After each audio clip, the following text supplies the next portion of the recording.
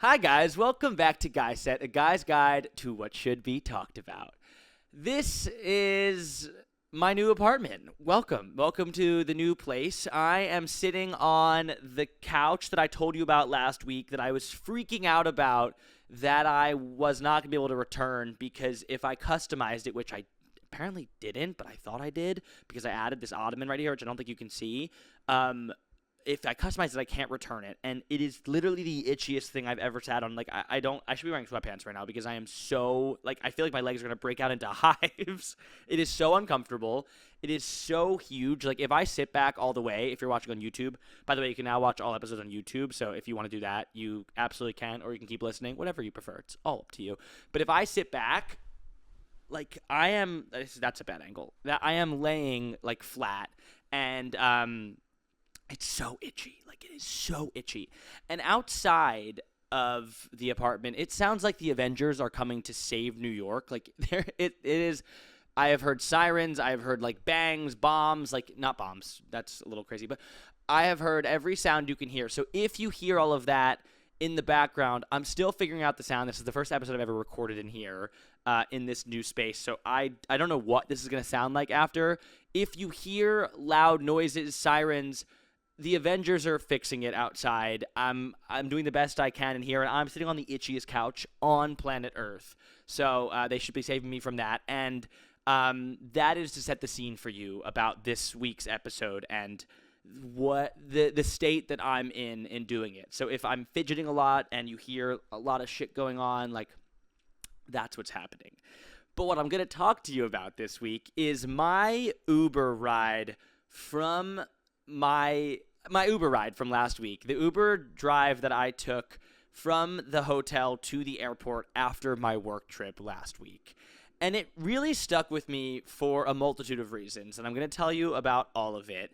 And it may sound like another normal Uber ride. I mean, I'm sure you've had some crazy Uber rides. I think we all have. Like, we've all had those memorable rides. And this one was seemingly not a memorable ride. And that's why I think it was so memorable to me. I'll get there. But I first wanted to talk about the Uber etiquette between guys and girls and how much easier guys have it than girls in terms of thinking about safety on a day-to-day basis. Like, I'm setting the scene. I've never in my life thought about my safety in terms of getting into an Uber. Like, I've never thought about that. I've never thought that, like, oh, if I get into this Uber, like, this person may take me somewhere that I'm not supposed to be going, or like this is a weird situation. I've always thought like the Uber is the safest situation because like someone is taking you from A to B, and like I don't have to drive a car. This is like the easiest, best thing. I've never thought about the safety of it, and I was with my coworker who's a girl. I guess woman who's like 32. I probably shouldn't be assuming her age. Sorry. Woman. I'm going to say woman. And I was with her, and she, sorry about the age thing again. She like was super cautious about checking the Uber because she was the one calling it. And she said that she never really takes an Uber if the driver has had less than like 50 rides. And I have never thought about the amount of rides the Uber driver has given before me. In fact, the week before, when I was on my way to the airport, I found out that it was my Uber driver's first ever ride, and I congratulated him on the new job. I was like, congratulations on the new gig, like, how's it going so far?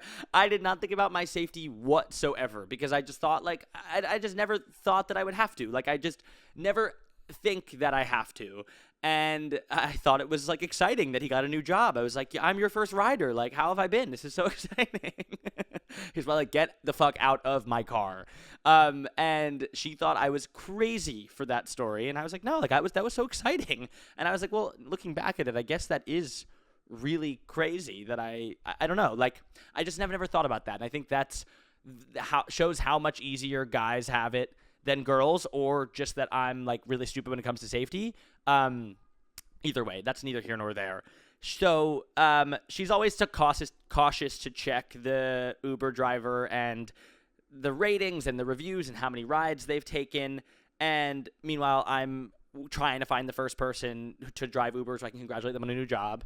And she orders an Uber XL, and the guy has like 31 rides under his belt. So she's kind of debating canceling it, but because we had a quick turnaround time to get to the airport, she was kind of just like, it's fine, like, we'll keep it. And I was like, 30 rides is like pretty good. Like, it's better than my guy with the one. Like, that's pretty good.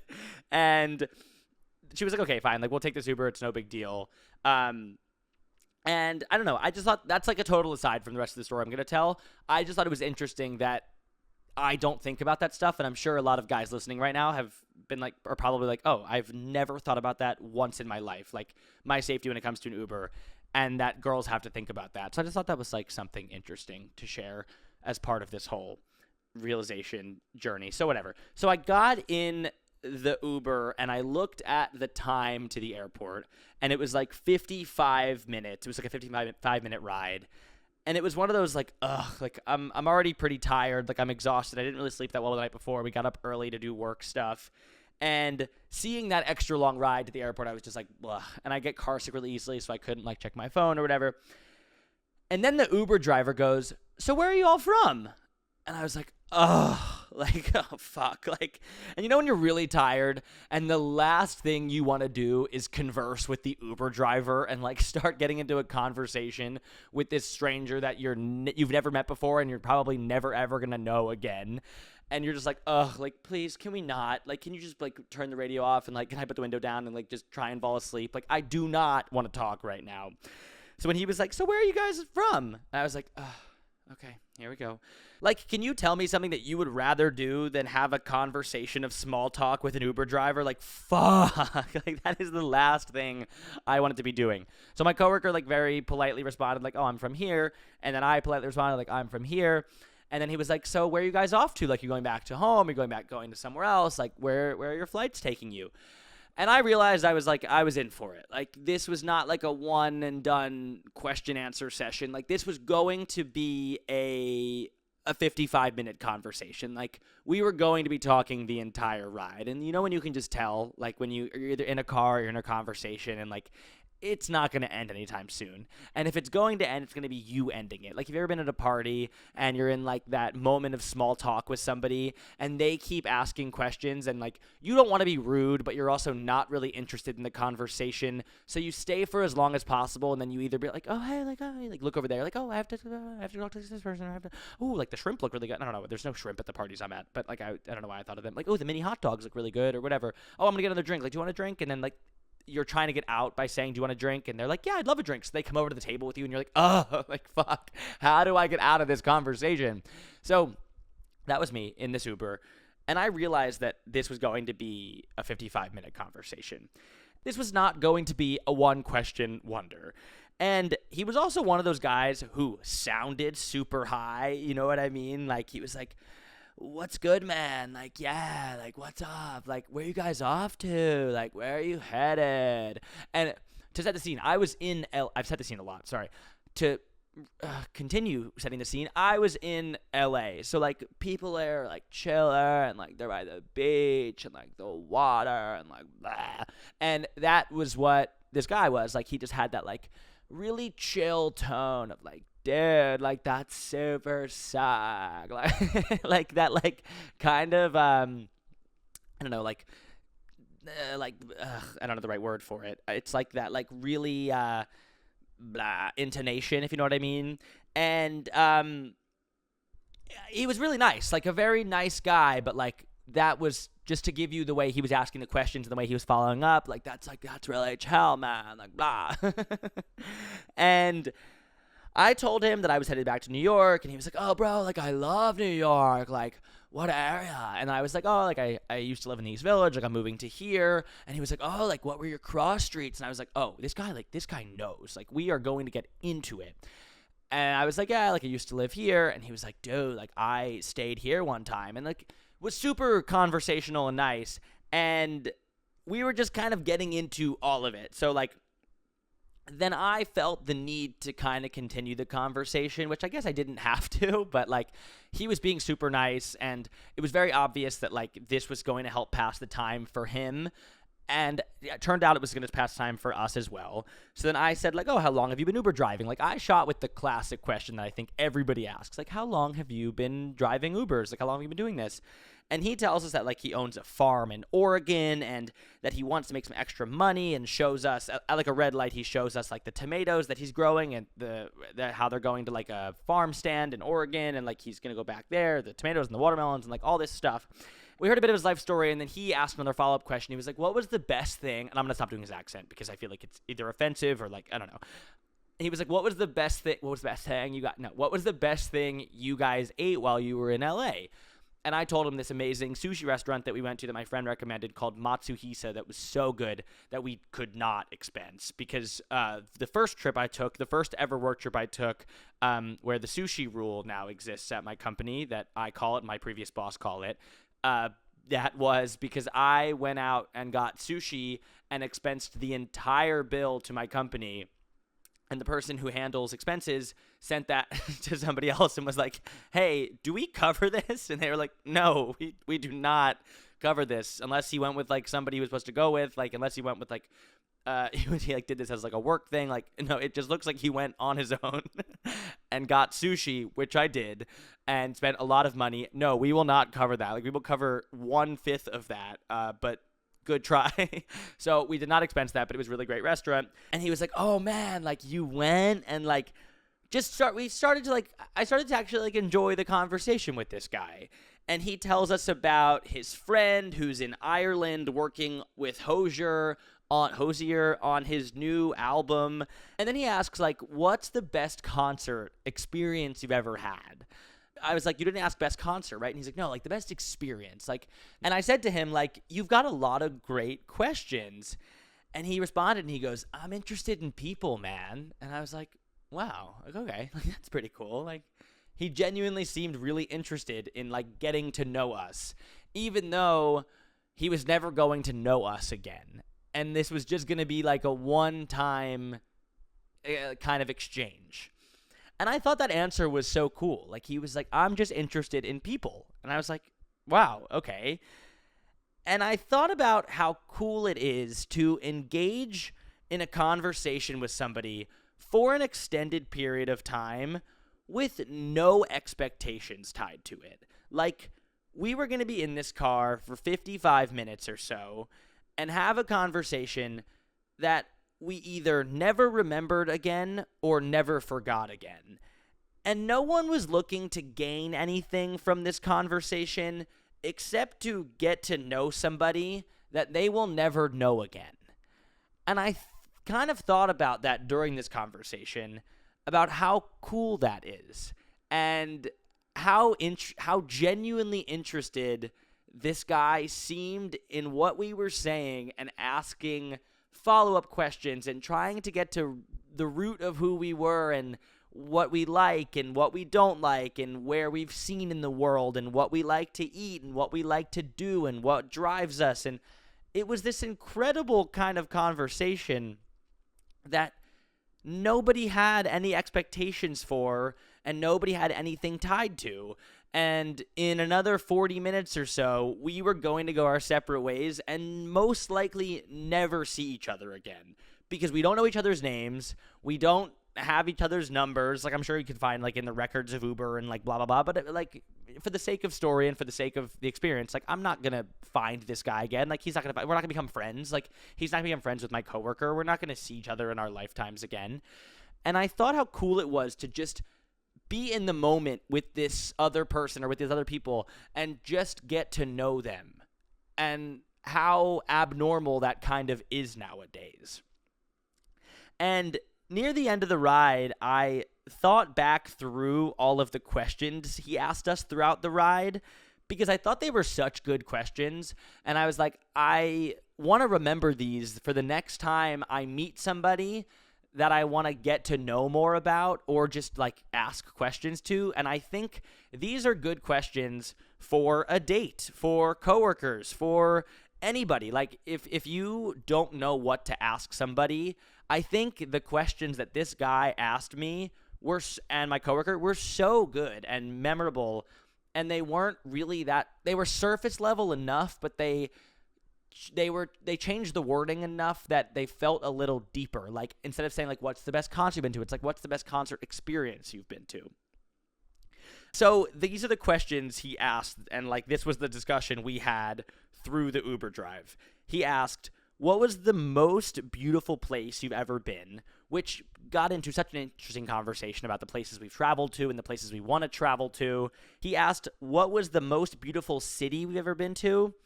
What was the best concert experience we've ever been to? The best restaurant we ate at while we were there? What you love about the city you live in? What's the best thing you cook? And your favorite cuisine?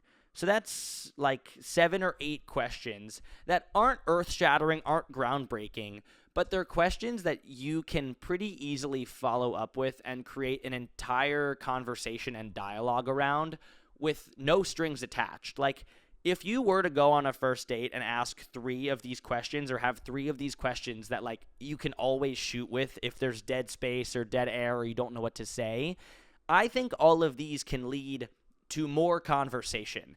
By asking like, what's the most beautiful city you've ever been to, you can then ask what made it so beautiful, or what's the best thing you did there, or what's something you wish you did, or who were you with during that time? Are you still friends with that person? Do you still talk to that group that you traveled with? There's so many more questions you can ask from that. From the question, what do you love about the city you live in? You could also ask what you don't like about the city, what you would change, what area you haven't explored yet, what things you haven't done yet, what things you have done, what's the best thing you've done. Like, there's so many follow-ups that don't feel like an interview, but more so a conversation, more so to show that you're engaged and excited about what the person is saying and what they're thinking about, how they're feeling about it, and showing that you really care. And none of these questions are earth-shattering or groundbreaking questions, but they're just good, solid questions to start, and they're a really good starting place. And it didn't feel like he had these rehearsed. He wasn't reading them off of a list. Like, these were questions that he naturally followed up with or thought about during that ride, or from what we said that led to the next and the next. And by the time the ride was up, by the time it was 55 minutes, I was kind of like, I don't really want this conversation to end. And I've never felt that way in an Uber ride before. Like, as I said in the beginning, I was like, fuck, I have to talk to this guy for an hour. Like, I would rather do anything else. Like, I would literally rather do anything else. And by the end of it, I was like, I don't want to leave this car. Like, this is so interesting. This is one of the best conversations I've had in a minute, because there was nothing to expect from it. There was nothing to gain from it. And there was nothing to lose, too. Like, nobody was overthinking what they said. Nobody was over-analyzing or under-analyzing. Like, it was just there in the moment. And when you continue to engage with the answers, they become really interesting, and you get to know somebody through their passions, through their likes, through their dislikes. Like, I feel like I know more about this person than I do about some of my coworkers. And like, I went into this conversation so not wanting to talk to this person, and I left feeling like an asshole for having that attitude toward this conversation and toward the opportunity to meet somebody new and learn something about somebody, or potentially learn something about myself by answering the questions, by having to come up with my own answers and my own conclusions and thinking about my own experiences, because I love talking. Like, it's one of my favorite things to do. As you know, I created a whole thing to talk more. And I love meeting people and getting to know people and learning more about people, which is why I love interviewing so much. So it was really funny to me that I had that attitude going into it, because I was like, this is just the same thing that I love to do in a different format. And it's the same thing that I think a lot of people like to do, but it's in a setting where you don't want to do it, which makes it even more kind of compelling or more interesting to have a conversation, because you have to. And in a world where we're so kind of like inundated with virtual conversation, with life in our phones or in our computers, where we're either Zooming for work or Slacking or fucking whatever we're doing, like FaceTiming, texting, social media, DMing, all of that, the art of having an in-person conversation with a stranger is kind of fleeting. Like, we don't have to practice it that much if we don't want to. And it's completely up to us to look for those conversations or seek out those conversations or go out of our way and put ourselves in uncomfortable positions where we would be even in a place to do that. Like, take dating, for example. It's so much easier to get on your phone and scroll through an app and say, like, there's nothing for me. Like, dating is so hard. Like, the world of dating in the city fucking sucks. Like, I'll never find anybody. And having to go out and put yourself in a position where you're uncomfortable going to a bar, walking up to somebody saying, hey, I think you're cute. Like, would you like a drink? Or, hey, like this and blah, blah, blah. Like, having to put yourself in a position where it's uncomfortable to go up to somebody is hard because we don't have to do it all the time. We don't do it all the time. And I'm not saying to go up to every stranger you see and engage with every person. Like, definitely do not engage with creepy or weird people. Like, that is not the point of what I'm saying here.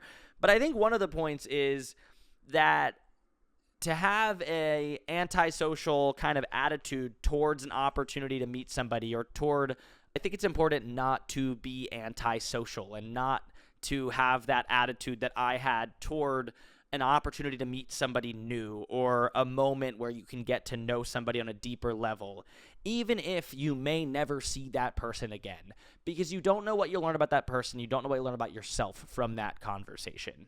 And I'm also saying that it's not all that deep. Like, not every conversation needs to be something that you end up with creating a relationship with this person forever, or having a follow-up, or creating a friendship, or creating whatever. Like, not every conversation needs to be something that we think about again or even overthink. Like, maybe you didn't actually say anything that weird to the person, and maybe that person isn't actually thinking, wow, what a weird thing they just said to me.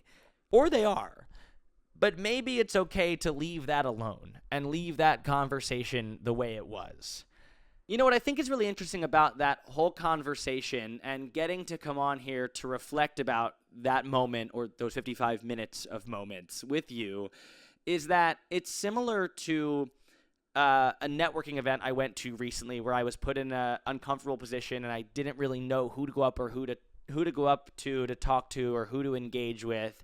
And I'm going to something like that again tonight where I don't know anybody, but it's one of those things or opportunities that I think I shouldn't pass up on because I'm nervous about it or because I'm anxious about it. And I think this is really similar to that whole experience. Like, I was in a place or in a moment where I didn't really want to do this because I was either uncomfortable about it or just didn't want to have to engage or wasn't in the mood to engage. And by the end of it, I felt like a dick for having all of those feelings.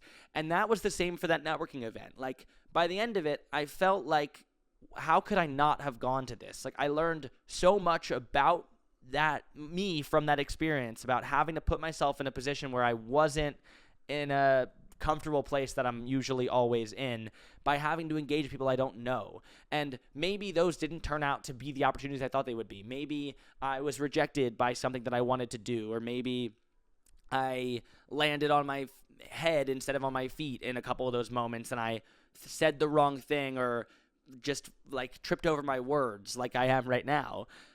But that's all okay. Like, I put myself in a place that I wasn't used to, and through that, I learned that I'm okay in that place. Like, I can handle myself in those moments. And even though I overthought some of those moments after, that's okay, because I survived that time. Like, I didn't die. I didn't pass out. Like, nothing bad happened. Maybe there were some interactions that I wish I had said things differently, or done things differently, or followed up differently, and actually even followed up with some of those people that I didn't. But those are all learning experiences, and those are all moments to learn from and gain something from. And I think if you stay in the comfortable place and stay in the times where you feel like it's easy or feel like it's comfortable, you just don't learn a lot about yourself, and you don't give yourself the opportunity to learn more about you. And at the end of the ride, when he got out to get our bags from the trunk and we got out and started getting situated, he said, I really enjoyed, no, I'm not gonna do his voice, I'm sorry. I really enjoyed meeting you guys and hearing your stories. Thank you for talking to me, and thanks for getting to know me. And I was like, oh, wow, like, that is such a nice thing to say. Like, who knows the impact that I just had on this person by engaging in a conversation. Like, maybe right before that, he was giving a ride where he said to the person, like, hey, like, where are you off to? Like, where are you traveling to? And they were like, you know what, I'd really rather not talk right now. Like, I don't.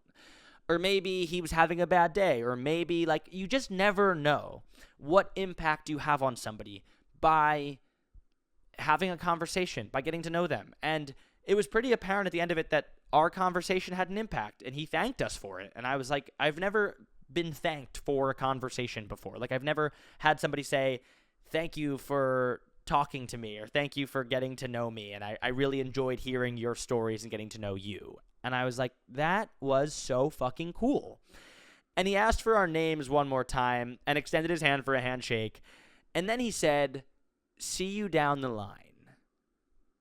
And I was like, whoa, what? Like, see you down the line? Like, what does that mean? Like, maybe this guy was high the whole time.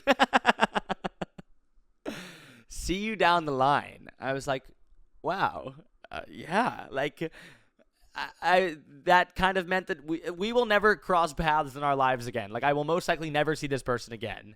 See you down the line. Like, there was nothing more to this conversation, nothing less than a 50-minute conversation, 50-minute get to know you, get to know me, get to know, like, there was nothing more to it. Just like, that was it. And I was like, whoa, like, is this person real? Like, it almost felt like he was a figment of my imagination, or like a storybook character, or somebody sent down to teach you a lesson when you most need it. Like, whoa. Like, I will most likely never see that guy again, and I don't even know his name, but he left an impression on me, and maybe I or we left an impression on him too. And it kind of felt like a lesson or a reminder of kindness, and a reminder of a conversation with nothing to gain from it and nothing attached to it. And how kind of cool it can be to just be in a stranger's company and hear their stories and get a little bit of a glimpse into their life. And I just thought that this was such a neat interaction. And it was a reminder to me that I wanted to share with you, that our worlds can be so small, but the world is so big. And there are so many stories to hear, and so many people to meet, and so many experiences to be had. And you just never know what impression or mark you're going to leave on someone. And even the people who you interact with once and never see again, you just never know what you say. You just never know if what you say will have an impact on them or leave an impression on them. And this was a reminder to me that what you do in the small moments, and in the moments that seemingly don't count or seemingly don't matter, can sometimes matter the most. And to that Uber driver, I'll see you down the line. I tried to do his voice, and it sounded like a terrible Matthew McConaughey impression. And to that Uber driver, I'll see you down the line. That is the episode. Thank you so much for listening to Guy Said, a guy's guide to what should be talked about. I'm Josh. I'm 25 years old, and I'm here every single week, every single Tuesday to talk about what should be talked about for guys in their 20s. If you liked this episode, I really hope you did. Please like, subscribe to this podcast. 5 stars, leave it. That's 1, 2, 3, 4, 5 stars, not 4 than 5 stars. Thank you so much. I really, really appreciate that. If you think we talk about that should be talked about for guys in their 20s, send it to my email, to my DMs, or to my website. It's at theguyset, TheGuyset on Instagram, TikTok, on all social media platforms, at Guyset on YouTube. You can send me an email at josh@guyset.com, josh@guyset.com, or head over to my website, guyset.com, guyset.com, and I will be sure to talk about it. Thank you so much for listening to Guy Set, a guy's guide to what should be talked about, and I will see you guys next Tuesday. See you guys.